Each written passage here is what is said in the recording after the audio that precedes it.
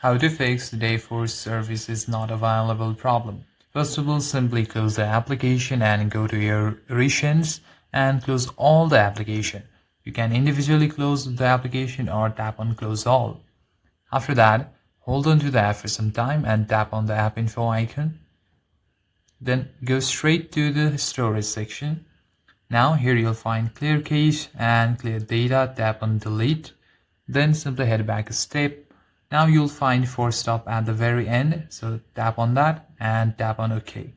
Then simply close the application and remove all from the recents. Now let's go to the Play Store and go to the search bar and search for the application name and tap on the app icon and see if any update is available. If there is an update icon, make sure to tap on that. If it shows open, that means you already have the up-to-date version. For future use, simply tap on the 3 vertical dots and make sure that enable auto update option is turned on. So simply tap on it to toggle it on. Now head back to the application.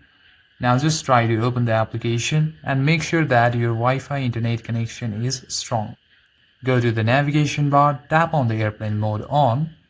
Now wait for 10 to 15 seconds for it to reset your network temporarily.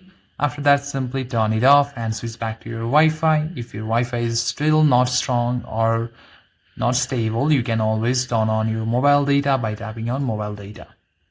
Now simply close the application and try running your app and it should work just fine. Thank you for watching this video. I'll see you in the next one. Like and subscribe to the channel.